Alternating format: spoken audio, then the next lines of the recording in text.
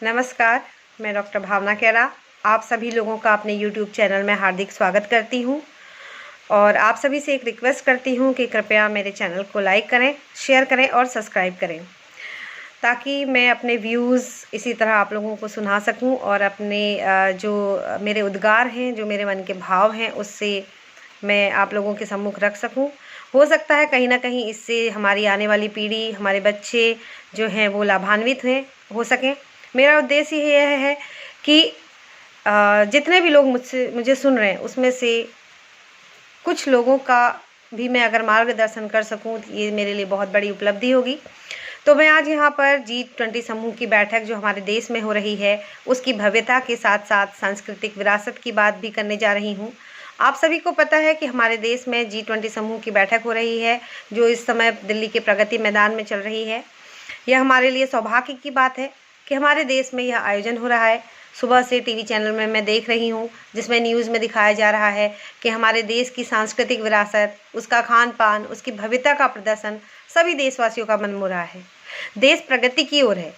इसमें सबसे खास बात यह है कि सभी 20 देशों के साथ जो उनके प्रतिनिधि आए हैं, जो उनका जन समूह आया हुआ है, वह भी हमारे देश के खान पान, सभ्यता और संस्कृति को देखकर प्रभावित हो रहे हैं।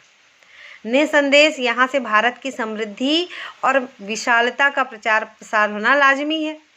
जो भी इस देश के कार्यक्रम के, जो भी इस समय जो ये समूह चल रहा है, इसके ऑर्गेनाइज़र हैं या जो बाकी कार्यकर्ता हैं जिनका भी इसमें सहयोग है, उन सभी की तारीफ़ मैं यहाँ करना चाहूँगी और वह हमारे लिए प्रेरणादायक है। उन्होंने इस आयोजन को इस तरह इतनी भव्यता से आयोजित किया है। खान पान में ही देख लीजिए, सभी राज्यों की बेहतरीन से बेहतरीन खाद्य पदार्थों को वहाँ रखा गया है। किसी को भी पीछे नहीं किया गया है। कोई भी राज्य के जो स्वाद है, कोई भी राज्य की जो डिश है, उसको पीछे नहीं किया गया है। सारी चीज़ों का बारीकी से ध्यान दिया गया है। सभी चीज़ों को वहाँ पर परोसा गया है। यह देश की सबसे बड़ी परिपूर्णता को दर्शाता है क्योंकि जीवन के लिए, जिंदा रहने के लिए अन्न सबसे महत्वपूर्ण है। बाकी देशों के खान पान के हिसाब से जो भारत का खान पान है बहुत ही महत्वपूर्ण, समृद्ध एवं सात्विकता से परिपूर्ण है। मेरे ख्याल से किसी भी देश का भोजन का तरीका या खाद्य पदार्थ का मुकाबला, भारत का जो मुकाबला है इस चीज़ में, वो कोई अन्य देश नहीं कर सकता है। तो यहीं से शुरुआत हो जाती है भारत की परिपक्वता की। उसके बाद दूसरा, आज मैंने सुना टीवी में कि राष्ट्रपति जो सुनक थे, इंग्लैंड की जो राष्ट्रपति सुनक थे, वो अक्षरधाम मंदिर जाना चाहते थे और वो मंदिर गए भी। तो उनका मंदिर जाना ये दर्शाता है कि भारत की संस्कृति विदेश में भी अपना प्रचार प्रसार कर चुकी है। हालांकि वो हिंदू हैं और अपने हिंदू होने पर उन्होंने गौरवान्वित महसूस करते हैं अपने आप को। तो यहाँ से बात हो रही है कि सनातन धर्म के प्रति जो सशक्तता है और जो समृद्धता है, उसकी छाप भी विश्व के सभी देशों में पड़ चुकी है और वेदों की परंपरा को तो सबने अपना लिया है। कार्यक्रम के सभी महत्वपूर्ण सांस्कृतिक और परंपरा से संबंधित झांकियाँ, जो शिक्षा से संबंधित नालंदा विश्वविद्यालय की झांकी क्या दर्शाती है, भारत के वैदिक काल से ही विश्व गुरु भारत रहा है। इसकी विरासत सदियों से ही विशालतम है। इसका मुकाबला विश्व में अन्य कोई देश नहीं कर सकता है। ये भारत का जो झलकियाँ हैं वहाँ पर, वो ये संपन्नता को दर्शाती हैं। चरक संहिता, शल्य चिकित्सा, आर्यभट्ट की गणितीय पद्धति और शून्य के आविष्कार, कुबेर का पुष्पक विमान, रामायण महाभारत के युद्ध काल के प्रचलित अस्त्र शस्त्रों का प्रयोग, यह सब पहले से ही भारत की समृद्धि का सूचक है। और भारत जो देश है, किस समृद्धि एवं विशालता, सुख संपन्नता का परिचय इससे ज़्यादा हाँ और क्या दे सकता है।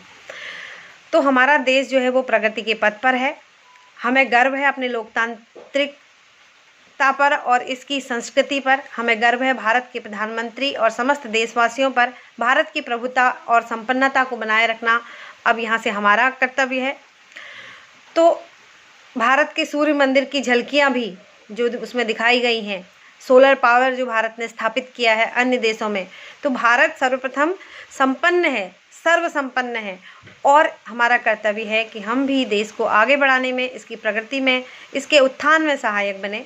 मेरे ख्याल से कमी कहीं पर भी नहीं है। कमी जो है वो सिर्फ हमारे अंदर है, हमारे विचारों में है, हमारे कार्य में है। और आत्मनिर्भर हम जो हैं वो आत्मनिर्भर नहीं हैं, हम स्वयं कोई चेष्टा नहीं करना चाहते हैं, किस्मत को दोष देते हैं, भाग्य को दोष देते हैं, हम अपनी नाकामयाबी का दोषी दूसरे को मानते हैं, वरना तो देश जो है वो सर्वगुण संपन्न है। तो हम क्या हैं, दूसरे को, हम जो हैं वो नाकामयाबी का दोषी दूसरे को मानने के आदी हो चुके हैं। बदलाव हमें अपने अंदर लाना है। जिस दिन हम स्वयं बदल लेंगे सब कुछ बदल जाएगा, जीवन बदल जाएगा, वरना तो देश सर्वगुण संपन्न है।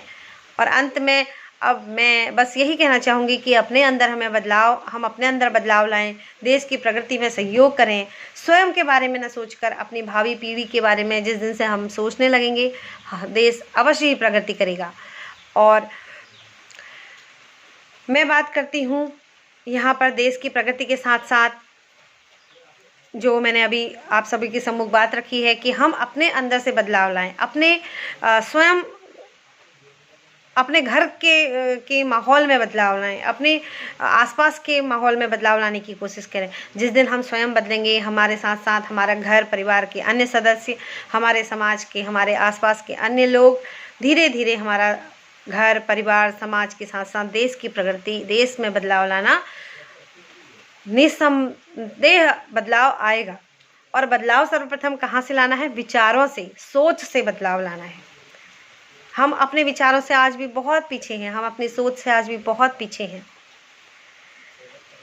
तो अगर आप लोग मेरी बातों से सहमत हैं, अगर मेरे वक्तव्यों से सहमत हैं, अगर मेरे विचार से, ये जो भी अभी मैंने आपके लोगों के सम्मुख विचार रखे, ये मेरे स्वयं के विचार हैं, अगर आप लोग इससे सहमत हैं तो आप ज़रूर मुझे कमेंट करके बताएं।